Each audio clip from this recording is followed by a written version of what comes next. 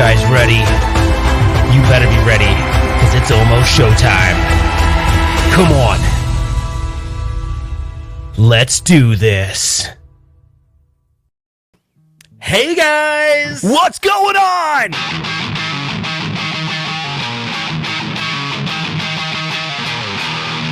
Welcome to the One Up Weekly Live. Yeah. We have a show for you tonight, don't we, Ralph? Yeah, that was a really good yeah. Do you know how long with the latency it's hard to get that yeah right? But that was the best yeah out of 19 episodes. Let's do this. I love it. All right, calm down, Justin. All right. So how you been? How's everything going? Dude, I'm doing great. Are you doing great? Like, I had the day off on Friday. I got the day off tomorrow. I've been working so hard. I just needed a break. Yeah, no, I think we all needed a little break, that's for sure. Things are good. Been working on a lot of stuff. Work's been busy. Got projects going on. How's everyone out there doing? Hopefully everyone's doing well and staying safe and all that. So we're going to go right into it. So it's kind of interesting because we're coming up at this interesting part of the year, right? Where Justin and I, if this was a normal year, we would be right now doing final preparations for E3. So we would be literally at the finish line. And, the funny thing is that Justin and I actually became friends from CES the first time I really met him. I mean, actual, real physical real life friends. And we learned so much from CES. First of all, we got a lot of great feedback from you guys saying, hey, we felt like we were there with you. You did the night show. It was awesome.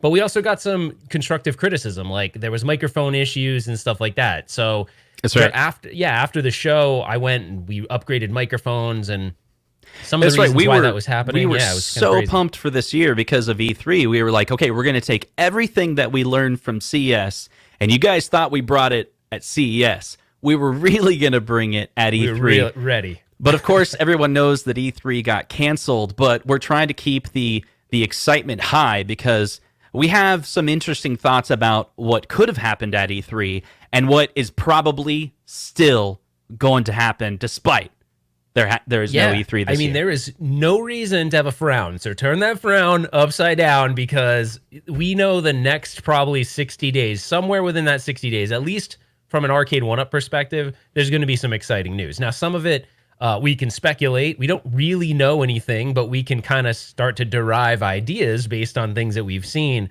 And there's a lot of interesting, tidbits of information coming from a whole bunch of different places. That's right. It was crazy. Do you remember at CES we got to meet Bernie Sanders? That was the highlight of my time at CES. I don't know about you. And who knew he was the CEO? Who knew he was the CEO of Stern Pinball? I was like, that was so crazy.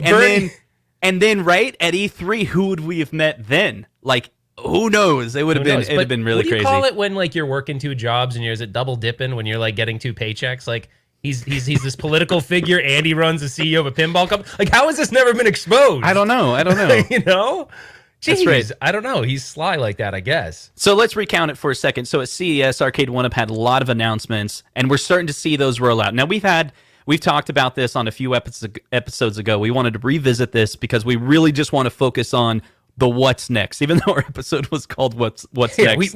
We never really got to it. We teed up to it, and then we ran out of time. So we're just going to start there, right? Oh, moonlighting is the term. Yeah, when you're that's right. working two jobs. Man, my family's on it. Thank you. That's right. You guys always correct. You guys always come quick with the fixes. I love it. So if we compare to last year, let's talk about that for a second. What was the big, huge title that Arcade 1-Up? You were there. You were there, Ralph. I was watching you. Yeah, it was. But you were there. It was Scott with this black sheet, and he removes the black sheet, and everyone's like, "Holy crap!" It was really crazy to see that Star Wars game. Yeah. Because I honestly didn't think that's what it was under there. I don't even know if I knew I just had all these ideas, but I didn't expect it to be Star Wars. But then when I saw a yoke on it, I was like, holy crap. And my first thought was, how the heck are they going to produce this and make this good? That's right. Because the yoke is it's a more complex control for them. And they had control issues in the past. I'm like, dude, there's no way they're going to pull off the yoke. And they did. Like, the yoke's good.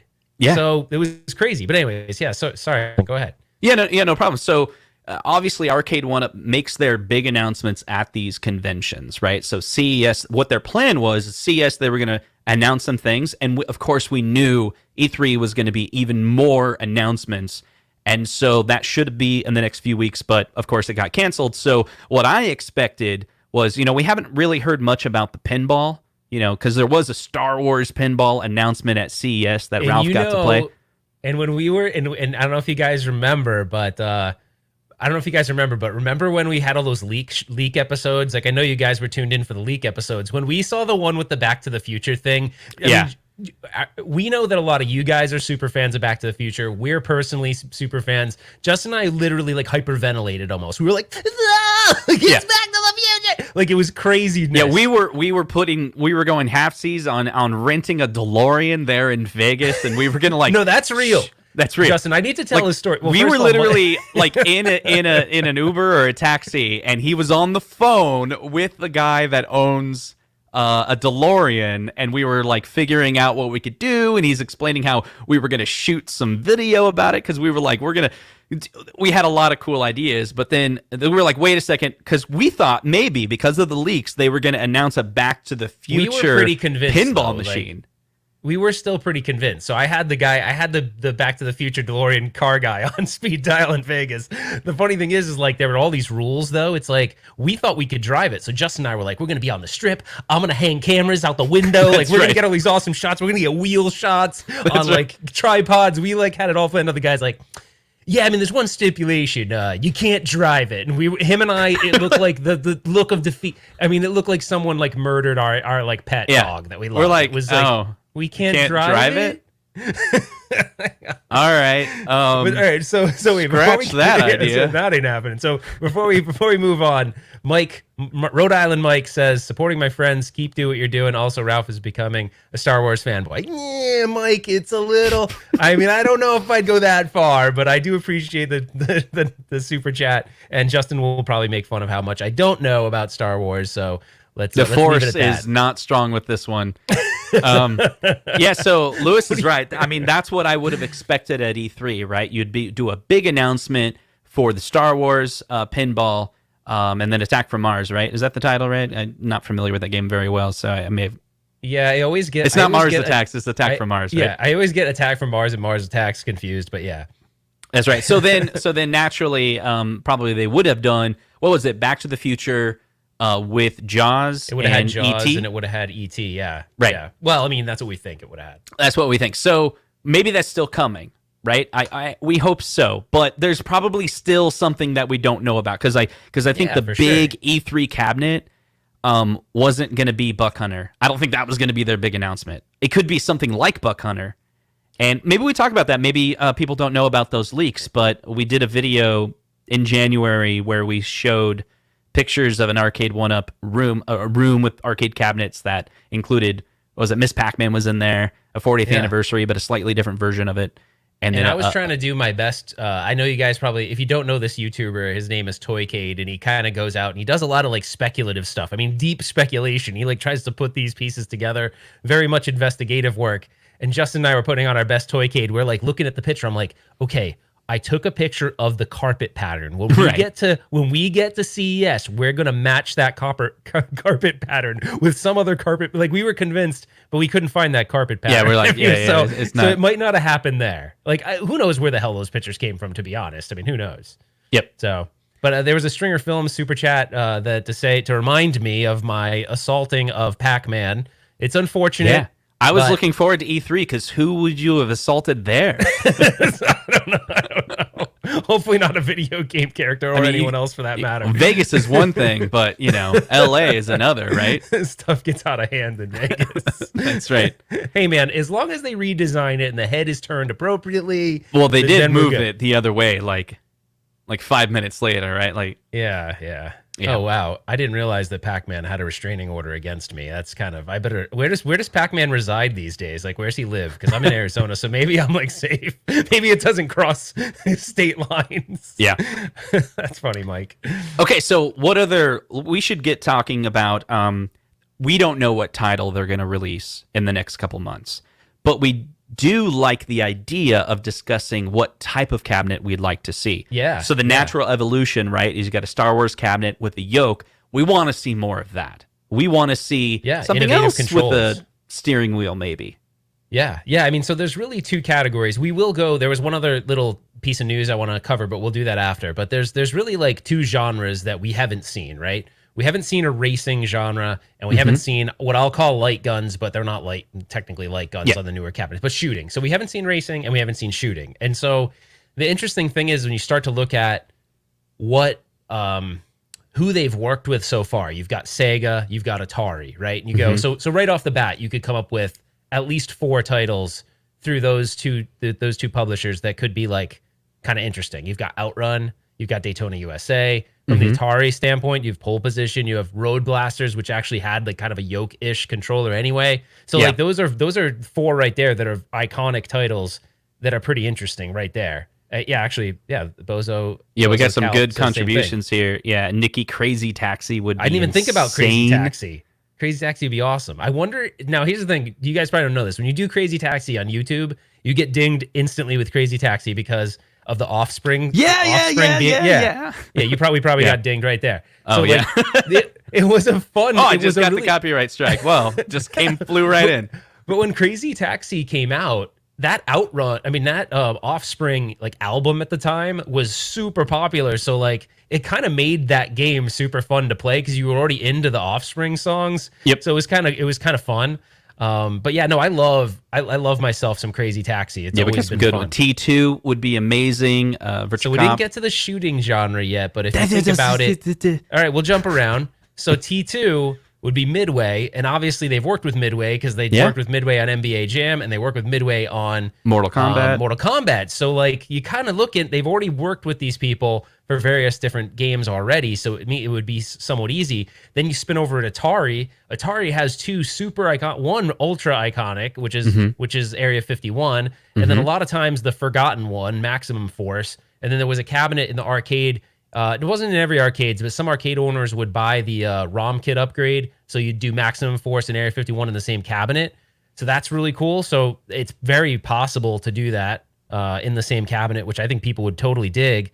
Buck Hunter, I don't know, like Michael. Oh shoot, I lost his super chat. Sorry, or his message. Michael B, the Game Genie, he says, Buck Hunter doesn't do much for me.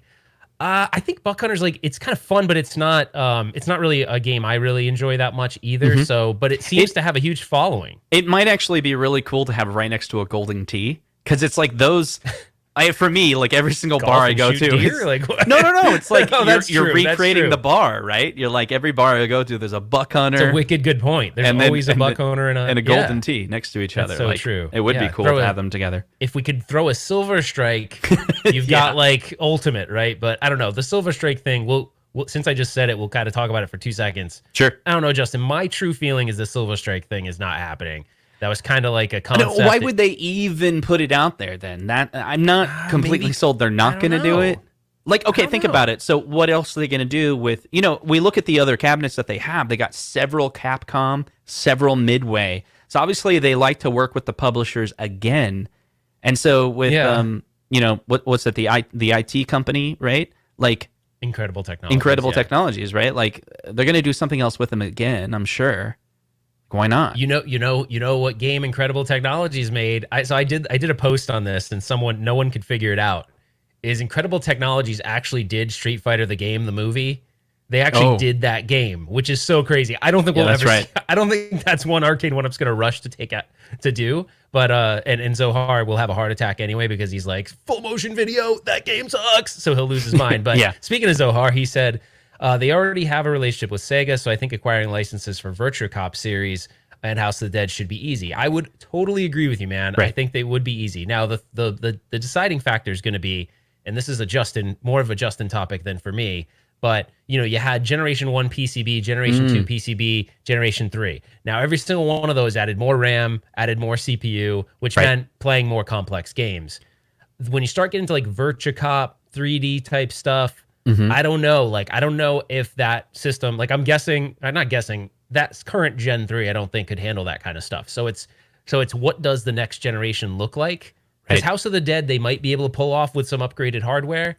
So you got to wonder. And then the other thing, Justin, that someone asked me this the other day, and I was having a hard time answering the question because some of it's unknown to me, and I think even unknown to you, is that they work with all these companies like Code Mystics to do the commercial emulation. Mm-hmm. But I don't know who did like Pac-Man, because someone asked me, they said, did Code Mystics do Pac-Man? And I said, I actually don't know, but I don't believe so.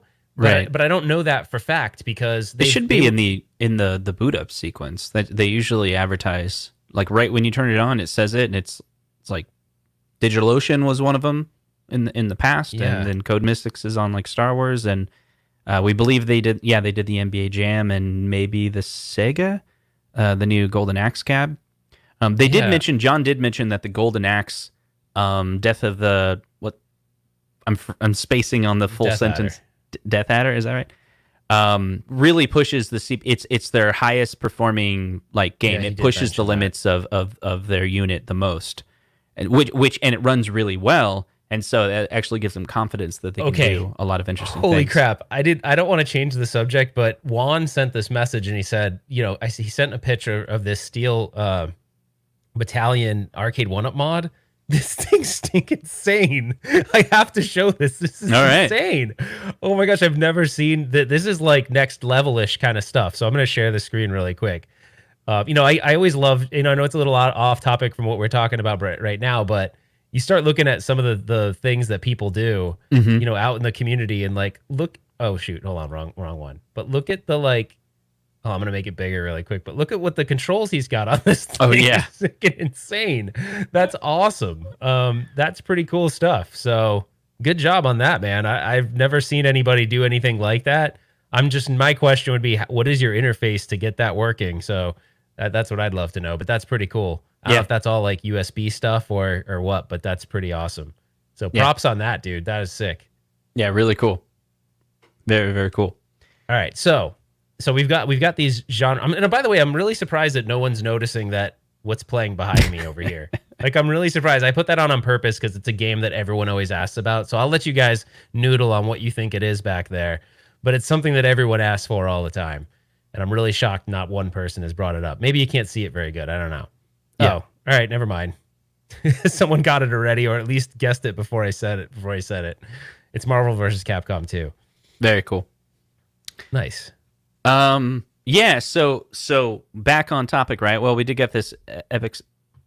I'm sorry.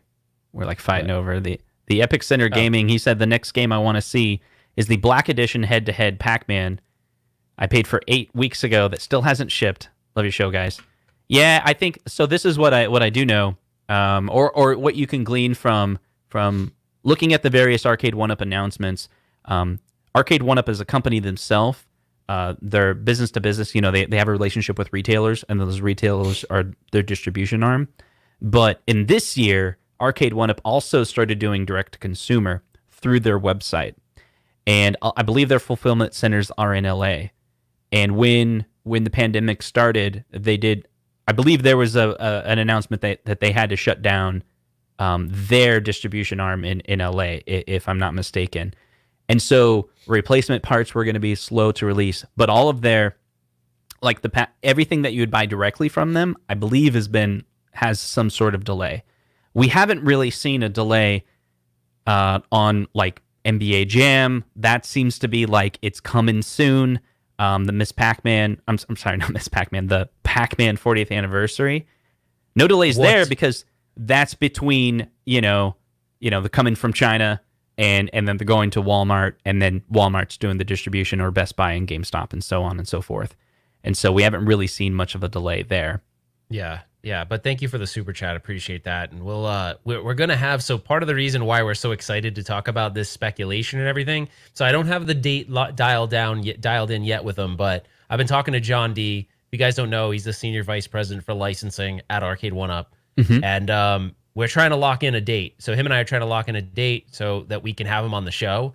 And we want to do it close to what would be sort of the CES time frame, or sorry, not CES, but the E3 time frame. That's right. And our plan is to, we need you guys, we need your help. We're gonna respectfully ask some questions, and they might be tough ones, right? So we need to ask some questions, like, what are we gonna get? What is he gonna share with us? Maybe there'll be some surprises, I don't know. But the thing is interesting is that he did say in a Twitter message out, it was somewhere like the last couple weeks, where I said John would be on the show, And he's like, yes, I'll be on the show. And someone asked him about the NBA Jam roster, and he said he'd like to talk about that on the show. That's right. So I'm like, what do you want to talk about on the NBA Jam roster? Because we kind of feel like we know pretty much what's going on that, unless there's something new, which would kind of feed into the conspiracy theory that Toycade put out there that they'd be getting the pretty much one-of-a-kind, unique NBA Jam or Michael Jordan version of the ROM, which I don't know. Who knows? That's total speculation. We have no reason to believe that. That's right. It's a cool speculation, though. Really cool. That would be, like, really cool, because there is an official ROM with him on it. It's just that's not what was released for licensing purposes and all sorts of things. So that would be pretty damn cool. Yep. And if that happened. Could John D close it? That would be a cool thing. We'll see. But remember, if you guys were with us during the CES period, we had day 1, day 2, day 3, and we would do a nightly show, and we would ask you guys, hey, what questions do you have? And if we were at E3, we would do the same thing. So that's right now for us. Because there's no E3, we need you guys to comment in this video. We need you to comment, put question marks. No super chats needed for this. Just put some question marks inside your questions. I'll be coming back and collecting as many comments as I can find that have question marks in it. And then we'll see, just like we did at CES, and we'll try to narrow those down. And when John D comes in, we'll go through those like we did last time. We actually talked with John D offline, said, hey, are these questions that you're willing to at least let us ask during the live interview? And if he okays it, then we'll ask him. But just like at CES... Are you asking them to do this now? You can do it now. You can do it after the show. But between now and he may be here next... I have to burp. All right, hold on. It went away. It went away. It was one of those ones where, when you have to burp, but you can, like, swallow your burp, so we're good. Yeah. All right. So questions like, when will we get Daytona USA is it... I don't know if he's going to answer those type of questions, right? Well, Michael brings up a good point. He's like, what is the... how they talked about in several occasions the Ferrari cab? I don't know, man. Like, what... In my mind, what I wasn't calling it the Ferrari cab. My personal, term I was using was like a pro line, right? Like a pro line of cabinets that had the best controls. Potentially the cabinet design completely matched the original design. It would have upgraded speakers. It would have everything that you would mod it, with, but at a pretty reasonable price. Like Terry Scott, this is a great question. Basically what happened with countercades and the wallcades, I'll add. You mean the arcade one-up countercade? Wait. Can we do that again? I can try. Okay. All right, ready? It's the arcade one-up. Come on, Ralph. Seriously. Well, it's the arcade one-up countercade. Yeah. Anyway, Countercade. What is wrong with you, Ralph? Anyway, so that's an interesting one. We did ask that at CS, and what I want to know is, how did that work out? Were they actually able to, work with the manufacturer to highly scalably, distribute or whatever, manufacture a whole bunch of countercades at that $99 price point, and maybe even bring down the price of the Partycade? And what titles are they going to do? Like, we were really interested in, like, hey, why don't you re-release Gen 1 titles on a Countercade? Yeah. Like, give us a Street Fighter, give us a Mortal Kombat. We were in the middle of... The cool thing about CES is if you're in the Arcade 1-Up booth, you have vendors coming in. And Capcom came in. Yeah. And so we saw, because they were wearing all their Capcom stuff, and it said Capcom on their badge. And John D was doing his, like, obviously... He's going to do some marketing. He worked with them before he worked at Capcom. So he was showing them the countercades in a new form factor. He's like, yeah, what would you think about a Street Fighter in this? And so then they start to walk away to the next booth. And I'm like, hey man, so what's going on with that? He's like, he was like, oh, whoa, wait. Like, hold on a second. Like he didn't want me to start talking about, oh my gosh, they're doing a Street Fighter and it's happening. I heard it from his mouth. Yeah, nothing official. But he had some really cool ideas how to solve the problem. So on the Countercade, one of the problems is that how you going to put 2 players on it? Like, it's not going to work. But what you can do for something like Street Fighter or Mortal Kombat, what if you could link them together somehow? That's right. So you just sell one Countercade, and then you can link a second one There was even yet another idea where you could have a single countercade and a USB port where you could just plug in the second controller. And that would be another solution. Like that does really solve the problem. My Arcade was showcasing. So there's a company called My Arcade that makes all these little mini guys. They're like micro arcades, and they did have a Street Fighter head-to-head that they showed off at CES because we couldn't play it. Okay. Well, if Zohar was in charge, he wouldn't even allow it to be made. But I'm sure if they did Street Fighter, they would also do Mortal Kombat. I'm sure if they could. So. No, it'd be really neat to have sort of this link cable that could link them up, and you could have two players. That'd be pretty sweet. Yeah. Oh, actually, here was one. Did you see hold on, Sean. I wish I knew the answer for that one. I did remember reading in the group recently in one of the Facebook groups. They said the second wave are shipping soon. But that's another question we can pose too. So remember at CES they announced that if you bought during the CES period, you would actually pick it up. Was it? I can't remember the exact dates. Remember, it was something like if you did it before March 1st, you would actually get the first wave. And then everyone that bought after that is getting the second wave. And it's not like different ones. It's just, they ask to build whatever at a time. Would they sell 3,075? So maybe that's 2 or 3 different shipments. I don't know. Yeah. And so there was another question in there that said, was Michael B. the Game Genie? He said, so there was a prototype DK there that wasn't turned on. Was there?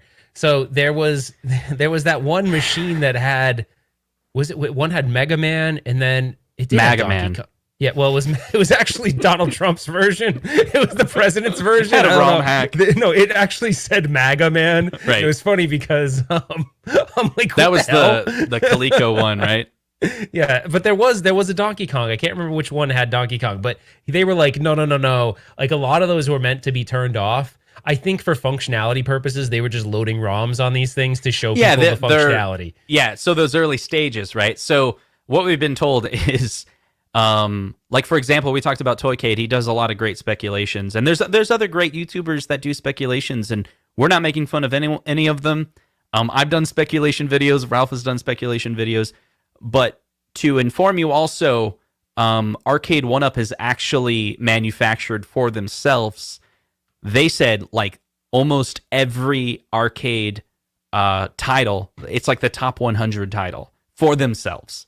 Yep. Because while they're doing their research and development, think about it. They're like, hey, Hong Kong or China, wherever they're manufacturing them. Some of them are in Malaysia, and they're like, yeah, give us a Donkey Kong, give us a Simpsons cab, give us Contra, and they literally play it. They want to feel what that would be like, and because John has mentioned to us some of those titles that are on that list that are like the top 100 most popular arcade games of all time, they don't think would actually sell well. Yeah, because when they started playing with them, they're like, this is not fun at all. So they take what's going to sell because it's super popular. Like Teenage Mutant Ninja Turtles is a great example because it spans generations, right? There's people in their 40s that love it, 30s that love it, 20s that love it. So I think that cabinet probably sold really well. But it's also has replayability. Like it's a fun game to play with multiple people. So it's like perfect 4-player game. NBA Jam is another one. You throw online on it, cherry on top, right? Yeah. But not every game is like that. So it's difficult to say. Some of the leaks that we have to cut it. Like we saw some of those leaks and we're like, okay, was that just a prototype that they were playing with? Or is that something they're actually planning on? It's hard to tell. Yeah. And I don't want to take away from Justin's awesome comment, but we now have RetroRalph yoga pants. So I don't know if you guys saw these, but these are turned available into a commercial. These are available for sale for our two Ralph, women viewers. Ralph, my wife was asking if we had any yoga pants for sale. We do. Oh my gosh. We do. That's great. Where would we get something like that? I would just love, honestly, I would just love for one person to order the yoga pants, just because I highly doubt anybody ever will. It was kind of a joke, but so they are there. I think Get Off My Lawn Gaming's already bought one, so he'll be sending you a picture really soon. Can't okay, wait. I'm not making it a commercial, but the merch stuff is back. So there is a bunch of stuff, and I did add One Up Weekly stuff. We're not making any money off this. It's just there for like you can set your profit. It's like 50 cents on each thing. So there's like a very little bit. It's some of them. I think the shirts I'm making nothing. So because I wanted to get the premium T-shirts, so they're not that crappy.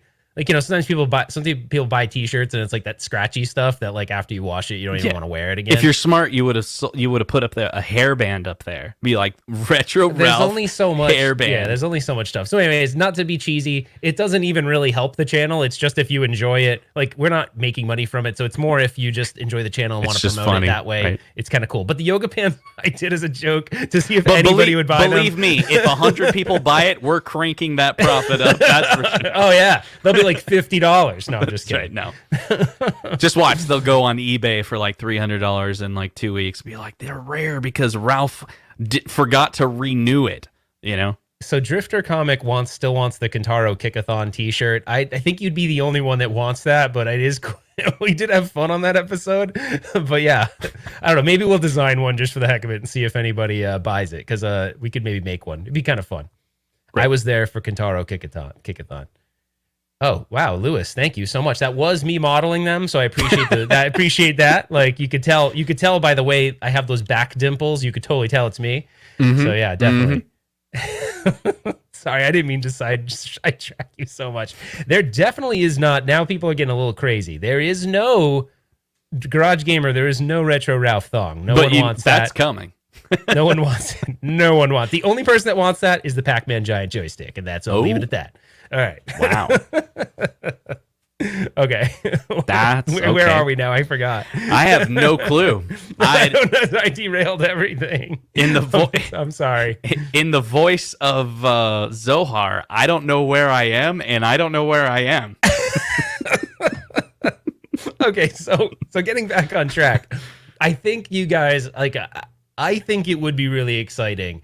I don't even know if it's really speculation at this point. You got to think they're going to do racing. The only one that I'm like iffy on the fence on, and it's more about the technology, is the light guns, because light guns on LCDs still kind of suck. And there's a bunch of different options. There's the aim track, but you couldn't really pull off an aim track because you need a PC, and like that just isn't going to work. So like the aim track's probably out. And I think the aim track would cause way too many customer support issues, because the aim track's all about calibrate. You got to play from where you calibrated. And they could maybe build software to make the calibration and stuff easy. I just don't see an aim track being the way to go. Yeah. I don't know. Maybe they'll go basic and just embed.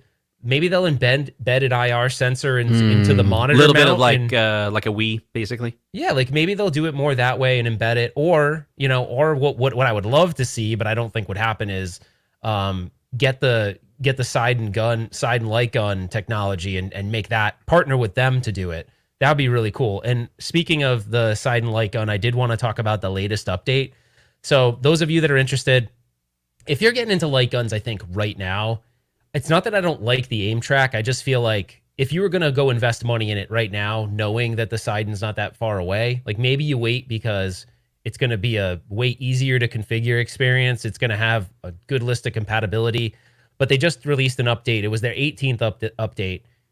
I'll do it quick, but they ordered all the light gun shells. So they have all the gun shells, which they look really nice. They have all of the PCBs ordered for the force feedback. So those that bought the recoil version of the Kickstarter versus the non-recoil, that's all set. So that was actually an issue, because he thought COVID-19 he was going to not be able to ship the recoil guns. So you would have had to crack open your gun, which I think a lot of people wouldn't have been happy with. Right. Long story short, he's got all this stuff rolling. Manufacturing has started up again. So like he's past the COVID stuff as far as like access to the manufacturers that he needs. And he's slating that he thinks the shipments are going to be around August. So September. So that's pretty encouraging. Send-in might actually happen. That's new technology being introduced into the community. And what's nice about that is it's like we saw with the Polymega, they're integrating that into the Polymega, or at least partnering with them in some sort of way. Are we going to see other companies do that as well?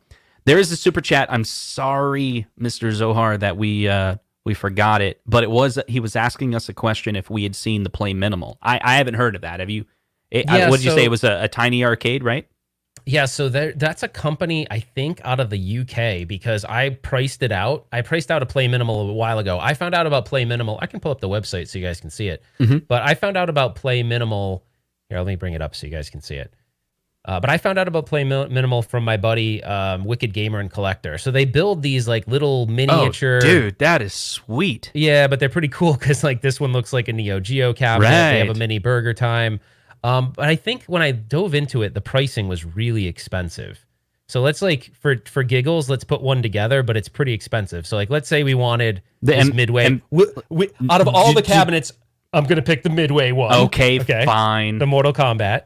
So see how it says full arcade, complete mini machine, ready to plug and play your favorite vintage titles. So one's a DIY kit and one's ready to go. Okay. And then you can have a light up marquee or not. Select the display size, so they go up to 10-inch displays.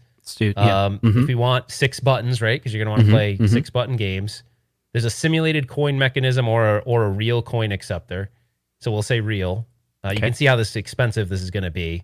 We'll say the model default artwork, which I think is Mortal Kombat. And then retro gaming system, it's compatible with more than 10,000 games, which I think ends up being a Raspberry Pi or something like that. So if you look, I don't know, what the heck does that translate to? $403 euro. What is that? Let's see, 403.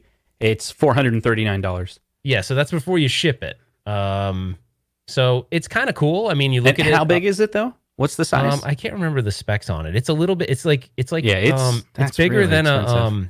It's a lot bigger than it's one half size. Is that right? Yeah. So imagine it's 27. So the height on this thing is 27.5 inches high. So I mean, it's a pretty high. Okay. You know what I mean? Like, yeah, it's a pretty sizable unit. Yeah, they're cool. It seems very niche and like maybe custom built or something. Yeah, they're cool. But what I would like to see, what would be really neat to me, there was a guy. Do you remember when I did my Game On Expo last year? There was that guy that makes the mini arcades, but with real CRTs in them. Oh, where was he out of? I can't remember. But he rents them. Those but those had CRTs in it, dude. Those were freaking amazing, and they had the real arcade hardware in them. They were crazy cool, and I can't remember the name of them. But the guy only rents them. He doesn't sell them. Oh, that's right. I remember that. But I mean, this is cool and all, but just know, like, this is a Pi. So, like, you building but the design of the cabinet, like, this is what, get Arcade 1-Up to do this. Oh my gosh. Like, build me a Mortal Kombat, Zohar, which, I'm speaking to you, and everybody else also that's Mortal Kombat fans. I mean, build one that looks like a Midway cabinet. That'd be the pro line. That to me is the pro line. It's going to cost you more because they're going to have to specifically manufacture it. I mean, here's the one thing about 1-Up that's interesting. There's a reason why in the beginning they stuck with the cookie cutter, because it was one shape. It was easy to manufacture. They didn't have to do anything other than reskin it with different artwork. But now, I think now that they have some, the business is built up and they've built the brand a bit more, they're going out and going, hey, look, we'll spend a little more on the cabinet to make it more customized. But that would be ridiculously cool. I mean, I'd be all over something like that. I think a lot of you guys would too. I mean, would you guys, if they decided to build a Mortal Kombat? Yeah, hit a 1 if you think like Ralph that. is that would be amazing. I mean, I think that's what we've talked about before. We got a super chat. Do you think they would ever do NFL Blitz? Now, I think NFL Blitz, if I remember, so that was it's a 4-player. Isn't it 4-player? It's kind of looks like NBA Jam. Like, actually, I played it. NFL Blitz, they have a 4-player. I played it this year at an arcade in, where was I? Cincinnati or something? And yeah, I was in Cincinnati and I was playing NFL Blitz, but it was on a NBA Jam, or no, maybe it was Mortal Kombat. It was like at a real arcade, but they totally just, I don't know, Frankensteined. Well, those cabinets are very similar. It might even be, I think it is close to the same cabinet. It might even be the same cabinet because it was maybe more, with the bigger. It was MK. I think it was MK1. It was. Okay. I think it was an MK1 on the side. You could do that. You just modify maybe modify the control panel, because I think the control panel is a little wider on Blitz than it is on Mortal Kombat. I'm pretty sure, because they have to shove 4 people. I think it's a little wider than Mortal Kombat, but it's a similar cabinet design. Yeah. The problem with that game is that's like 3D, right? So it's more N64. It's a tough game to emulate. Yeah. Yeah. That might actually be difficult. So did we get to this super chat? Or that was the super chat, right? The one do you think they would ever do an NFL Blitz? I think so eventually, right? Everything is going to, as as technology grows, I don't know. How long is Arcade 1-Up going to be around, right? Are they going to be around for like 10 more years as just this hype train of constantly releasing new titles? That would be awesome. And so if they did, as like, for example, you can look at like a Raspberry Pi 4, right, as an example of an increase in technology where you can get a faster processor at that lower price, right? And it becomes ubiquitous where everyone like is buying that technology as their base. That's also going to be a similar hardware that they're going to put in minis, right? Like if you think about it, why did Nintendo release? Some people I've seen this theory that why did Nintendo release the NES Classic? It was because the Raspberry Pi community became so big, it was obvious that they should like actually officially license a way to play a whole bunch of classic games. And that just started like an explosion of retro gaming because now retro gaming was highly accessible to like everybody. And relatively easy to set up for the most part. That's right. So we haven't seen that leap. And I think that's why Nintendo, for example, did the Nintendo, then they did the Super Nintendo, and then they're like, we're switching to the Switch.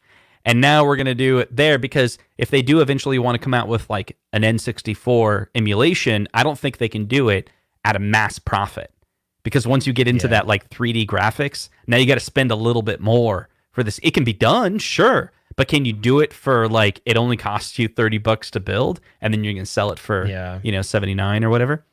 Yeah, that's a really good point. I wasn't really thinking of that. When you start to think of the faster processor, more memory, you're getting to a point where you can't really offer it at a price point that's accessible to a mass amount of people to get that same success as you get out of out of the classic like they did. That's right. All right, here's super chat from Zohar. I have a video on it at my MK page getting it. I think he's talking about those the games we were just looking at. Yeah, that's pretty cool. Yeah, they're definitely cool.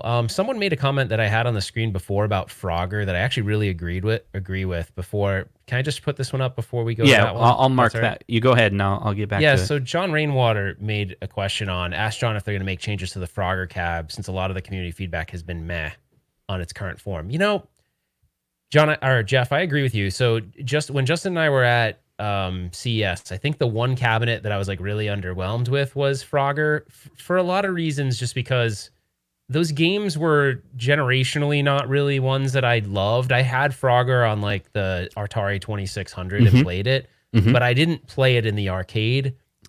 I think I can tell you why it's coming out. We'll play a little game real quick, Ralph. Okay, so you're Walmart, all right? And I'm John D. The question wasn't is it's coming out. The question is will they make changes? No. Yeah. Just listen. Okay. Okay. I'm calling you. All right. Hey Walmart, you there? Yeah, this is Walmart. Hey man, so I got some new cabs that I've been thinking about coming out with. You want to hear the new titles? Cabs are here. Yeah, sure. I'll hear the titles. What are they? Okay, so have you ever heard of the game Final Fight? Oh my God, I have no idea what you're talking about. Final Fight, no idea. Okay, so no on the Final Fight? I don't know. No, we're not going to order that. Okay, what about Street Fighter? What else you got? Street Fighter. Oh gosh. Oh my God. Street Fighter? Oh my God, it's awesome. We love Street Fighter. The whole family loves Street Fighter. I played it as a kid. Yes, absolutely. We'll take 10,000 of them Street Fighters for every single store. Yep. Okay, done. Now 3 months later. Yeah. Hey, Walmart, how's it going?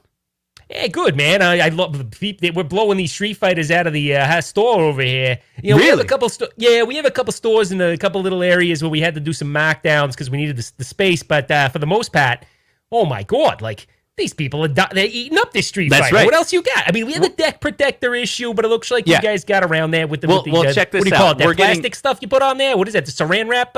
Yeah. We got. I don't know a lot about arcades. We got that figured out, but check this out. So the Final Fight, there's tons of people asking about Final Fight.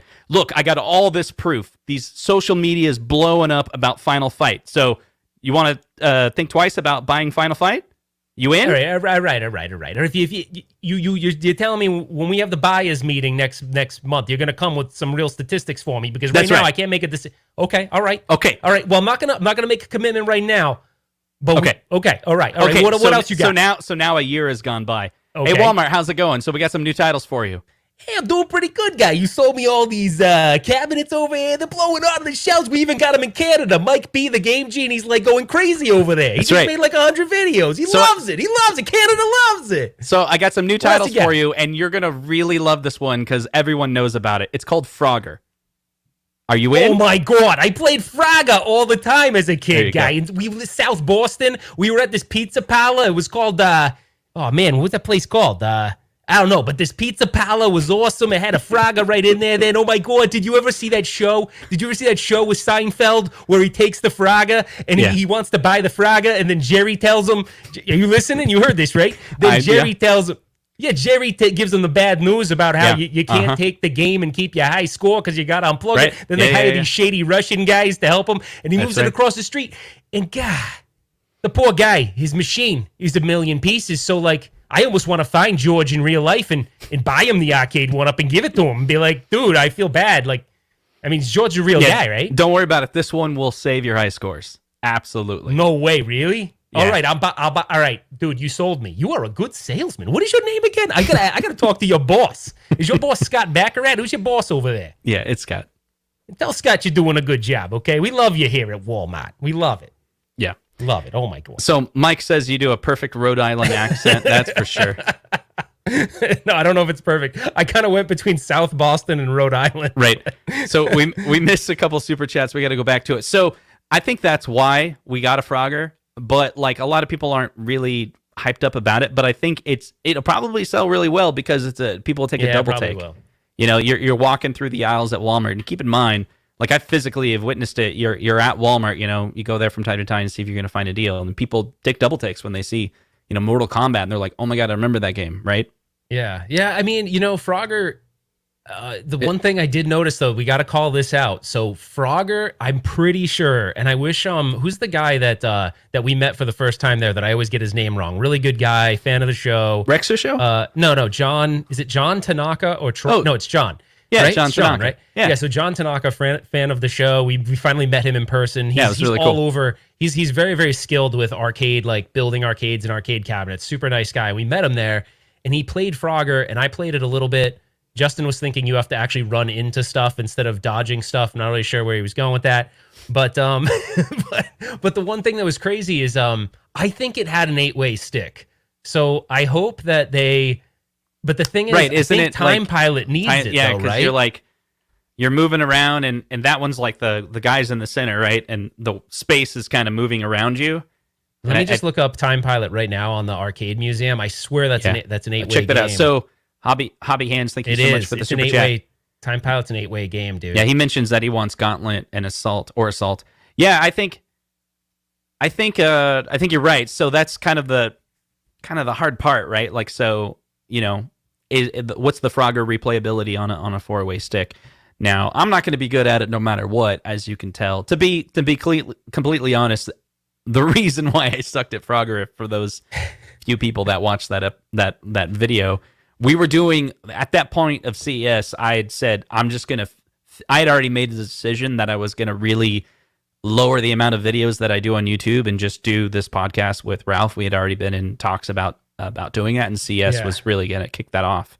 And so I was like, I don't want to do any videos. I'll just be behind the camera. So I was doing all the filming, and then this one morning we were talking, and I was like, oh, you should do a couple of videos. And I hadn't prepared at all.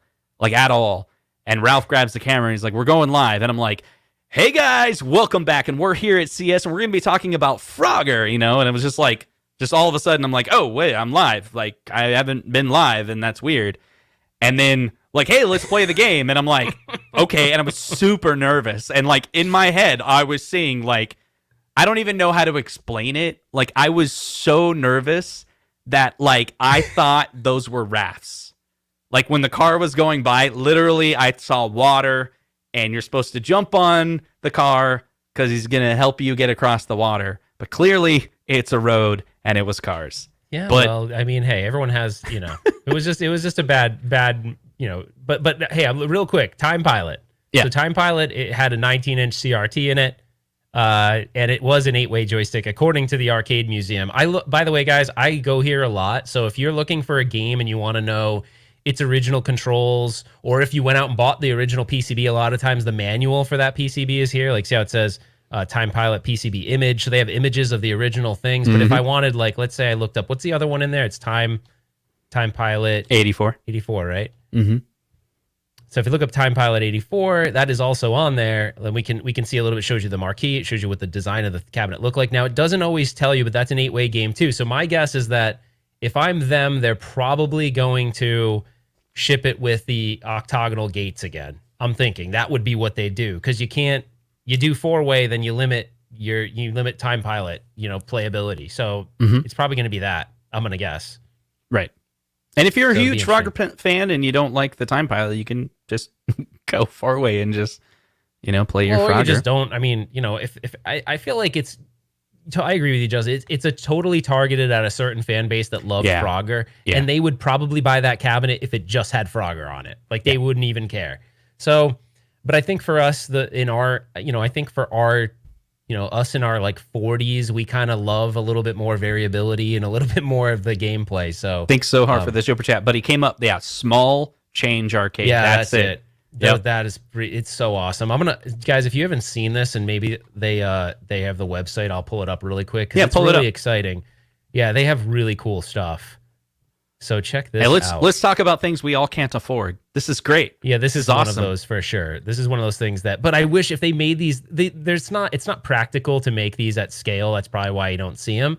But like these are, if you look, that's the real PCB in here. So this is a lot bigger than it looks. So because you have to keep in mind it has to fit the full PCB, but this is for all intents and purposes as an arcade power supply in it. It's wired exactly like an arcade would be wired. The cabinet looks identical to, it's got original boards, original CRTs. It's 40% of the original size of a cabinet. So if you look, it's about 3 feet tall. Now they had them on like little riser-ish type things just so people walking by could play them. But I was blown away because they had a Mortal Kombat one that I was like, holy crap. And they had this RoboCop one too. Yeah. And it had the curved marquee and everything. Like it was, look at that. That's so cool. That's the exact layout of the game. Like that's just, I don't know. This is just so geeky and cool. But yeah, it's not practical to really, mass manufacture this, because where are you getting the CRTs and what are you doing to service these? People aren't coming out to your home to service the CRTs and these things. Yeah, but check out. It is really cool. Yeah, look how it's wired and everything. Totally cool. Yep. Although that's a zippy joystick. I don't know why they did that. That's lame. But anyway, they do rent these, so I guess that's why. But yeah, super cool. Very, very cool. Neat stuff. Yeah, so let's make sure before this episode is over. This was a very user-driven. This was a very viewer-driven episode. You guys had a lot of input into this episode. We kind of went a bunch of different directions, so definitely appreciate that. That's fun. Yeah, that's a lot of fun. So I want to make sure that we got everything covered that we wanted to cover. So there was one other piece that we wanted to cover. Yeah, what was that? So it's just a brief one, but I wanted to talk to you a little bit about. So I'll introduce it this way because I think it's unique. So there was when we were at CES and we went over at the iArcade booth, right? There was a game. So there was, obviously they showed us Double Dragon and the stuff they could that was licensed, but there was a game that they showed that I got really excited about, and I couldn't remember the name of it. But now keep in mind, you're at CES, there's sights and sounds and there's all this awesome stuff going around. So sometimes it can feel a little magical and you get sort of entrenched in that magical feeling and you're not really thinking clearly sometimes. But he showed me this game. He's like, yeah, this system can run modern games. And he shows me this. He's like, have you ever played Grim Valor? And I'm like, no, never played it before. He's like, yeah, it's kind of like Castlevania. You're gonna love it. You're gonna really love it. And on the arcade cabinet, it's super cool because we mapped all the controls. Yeah. And now I will say the game is kind of cool. The graphics are cool. It's fun to play. And at the time, I was like, oh my gosh, this is so neat to play on an arcade cabinet. And it's an Android game, but it is on Switch too. But it is fun. Like I bought it for Switch. It's like $13. Mm-hmm. But after I let it soak in and I was playing it on my Switch for a while, I'm like, there's no way I'd want to play this on an arcade cabinet, because this is a game you have to invest some time into. It's multiple stages. You have to level up your character. Some of the bosses are really hard. Like some of the final bosses are pretty difficult. So you have to learn patterns to defeat them. So I was like, no way would I want to play this standing up. Like there's no possible way. Now with iArcade, you could argue that I could sit down and play it because it's a bar top arcade. But the one thing I was talking to Justin over the weekend, I'm like, I don't have a bar top. Like I'd be putting it on my kitchen counter, and most of you that have wives, girlfriends, significant others are not going to be like, yeah, cool, put your arcade on my kitchen counter. You know what I mean? So right. So I think what we're saying, right, to tie it all together, right? So we have Arcade 1-Up, and you got E3. You know, what would have IR Arcade or Act Games announced near the E3 if E3 wasn't canceled? And while we're talking about IR Arcade, you know, they're in the same space as Arcade 1-Up. Some have argued that there's still no competition. I somewhat agree to some of that because you got Arcade 1-Up who sold like 1 million cabinets, right? And that's awesome. And then you got other people that are selling in that same space, right? IR Arcade is one of them. A lot of people are saying they're having a lot of challenges, and I think what Ralph is saying, one of their challenges is one of the coolest experiences that we had playing the IR Arcade was a game that after Ralph was playing it, maybe might not be good for an arcade, right? And then his second point... But that took a while for me to get to, though. It took me a while for me to get to... Sorry, your second point, but it took me a while to get to that conclusion. Your second point is that, wait, they're selling it as a bar top. I don't own any bar tops. That's not something I've like purchased and then kept, right? Right? They don't make it very long in the house, right? Yeah, like, you know, I mean, I'll be honest. You know where my Countercades are? Where's that? They're in the storage closet right here. I mean, they're in the house, but they're not. I don't take them out very often. Now, I think for the Countercade, the newer one that's going to be smaller, you could put that like on a desk, and if you worked from home and you wanted a break, you could kind of play it, turn it on, play it. That you know, and you can do that with those little, you know, any of those little micro arcades. Yeah. But I'm just having a problem. I'd say I don't want to talk bad about them because I don't think there's anything to say that's bad. No. I just think that I'm still trying to figure out where its place is and if I'm sold on it yet. And I don't think I'm over that hump yet. The differentiation isn't there for me yet. Like what makes it different? What does excite me, what keeps me interested is the specs that they announced. They talked about 4 gigabytes of RAM. What is it, like the DDR4X? I don't think anyone has that. DDR2 maybe, but not DDR4X. You know, so we're talking about higher access to RAM. That would be really good for a base model. That's interesting. So I'm sitting here I'm reflecting to myself saying, okay, man, if I bought something with that spec, what could I do with it? We're talking about 64 gigabytes of storage space. Man, you know how many ROMs you can store with 64 gigabytes of storage, right? That's a lot. Yeah, but the thing is, the whole point is to not hack it, though, right? Right. The whole point is they don't want you to hack it. And then, okay, so keep that in mind. So with the Arcade 1-Up, one of their highest ones, I think it's like 1.3 gigahertz quad core ARM-based processor, right? So 1.3 quad core. But then the IR Arcade's like, no. We're going 2 gigahertz, and it's a hexacore, which is like 6 cores, not 4, it's 6, right? And that's also bigger than and faster than Toy Shock's Rock Chip and Act Games Rock Chip, because those are just quad cores. Mm-hmm. And so when you look at the price, it's really high, but the specs match the price. The specs are really high. And then so now what your challenge is, and again, that's the word I'm going to use. IR Arcade's challenge is to sell us that they are selling a high-end PCB in a bar top for $500-$600. Now, what's interesting about that is if you go talk to people that actually make bar tops, they say, how are they doing it at that price? Because I have talked to some people, and they say that price is really hard to do. So I do think, if you think about that, like go find a bar top, go find one, see how much it costs. There's not one in the market yet that's at that price point, and especially one that doesn't have those specs. Yeah. It's just I'm disappointed with their games so far. I'm like, you know. Yeah, because now I was testing this theory. I was going to make a video, and then I realized it was kind of in poor. It wasn't in poor taste, but I just felt like, I don't know. Maybe it was. Maybe I could do it in a different way. But I was going to show how you could use an NVIDIA Shield like inside your arcade cabinet. No matter what arcade cabinet is, this doesn't need to be a 1-Up, whatever. Mm-hmm. And I got to thinking, I was like, all right, well, my whole point of the video was to kind of show that all these Android games I could just play on my NVIDIA Shield anyway. But I don't know, like. But I kind of like playing those games on my couch with my NVIDIA Shield. Like, they're kind of more games where they seem kind of Android-y. You know, they are Android games, but they just feel better to me with a controller doing that. I don't know. But anyways, it's just good. It's just how I feel like.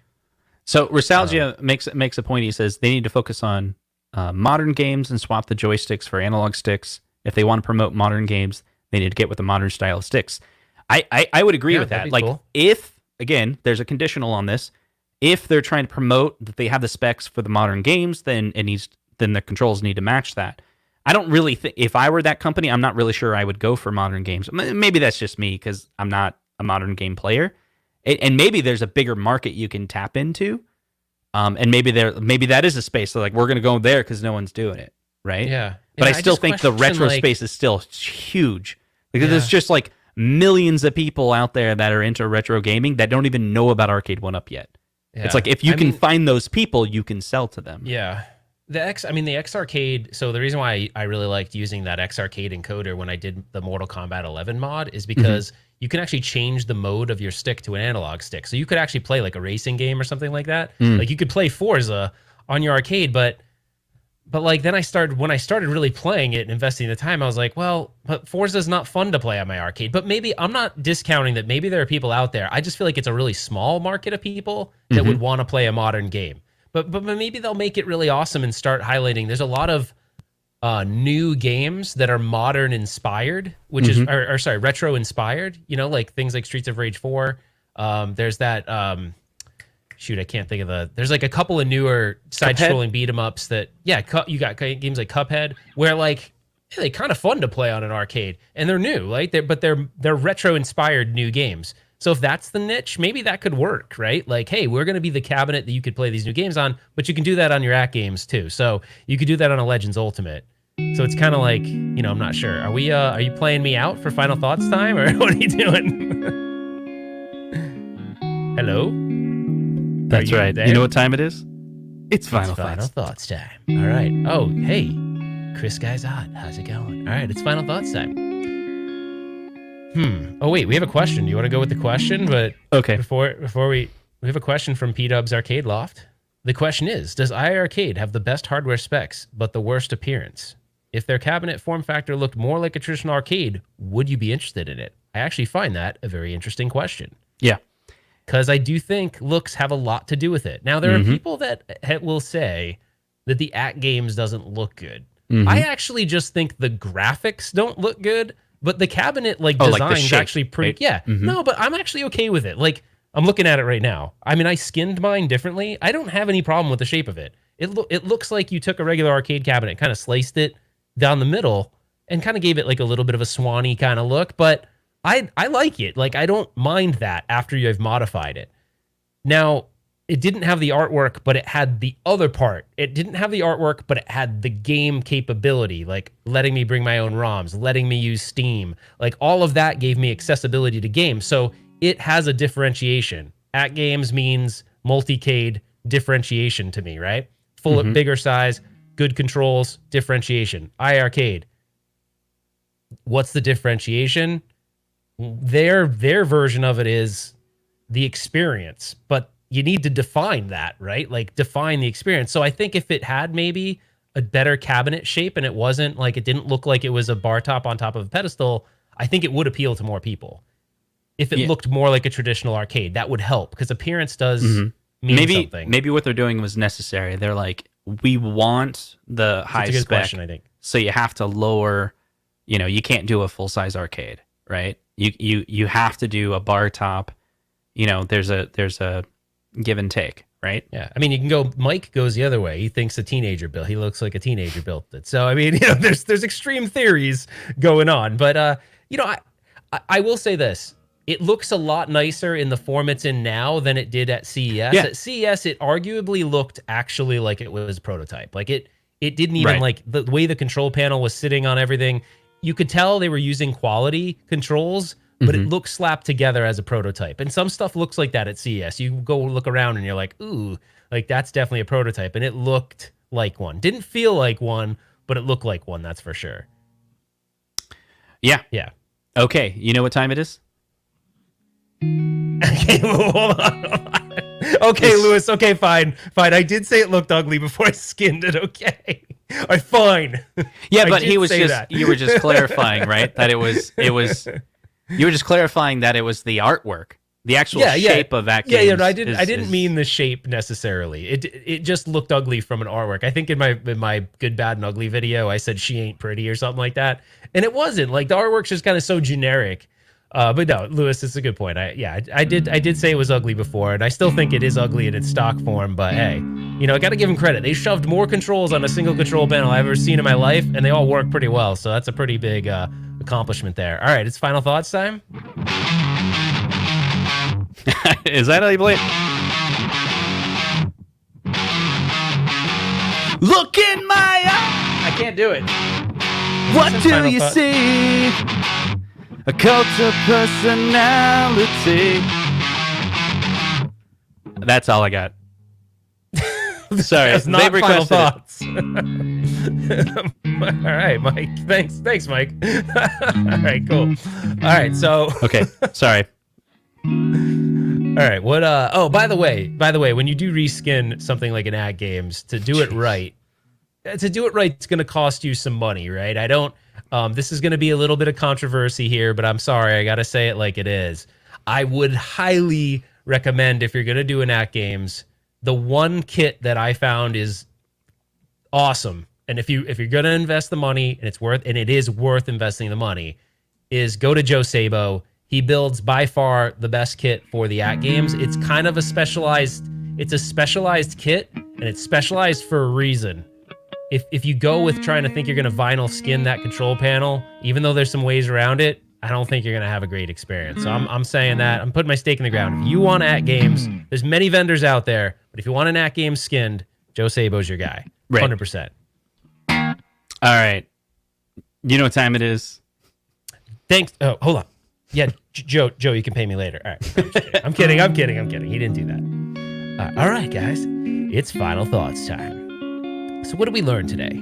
We learned, even though we already knew, we learned again that E3 is canceled. Now, we didn't do that to upset you, to make you mad, to bring you down. We did it because there's still a slew of products available, so they're going to rise up from the ashes and be presented to us over the next 2 months, and that's exciting. And we learned that John D is going to be on the show in the next couple weeks, and we are going to grill the hell out of him, and hopefully he doesn't watch this episode all the way to the end, because he might not even decide to come on. But we're going to grill the crap out of him when he's on. Right, guys? Right. John, if you're listening, we're going to be totally easy on you. All softballs. We also learned that we actually have had an episode where we didn't make fun of the IIIs in III Arcade. That's really cool, because number one, that joke is getting old, and I think, honestly, it's not even that funny. So, we also learned that Justin can play Cult of Personality. Didn't know that, didn't even know he was going to play it. And that's all I got. Oh, we also learned that if our speculation is correct, we are going to see potentially racing games and shooting games from Arcade 1UP at some point, hopefully to be announced in the next couple months. And if they do make a Back to the Future pinball machine, we're gonna lose our freaking minds live on the 1UP Weekly. That's it.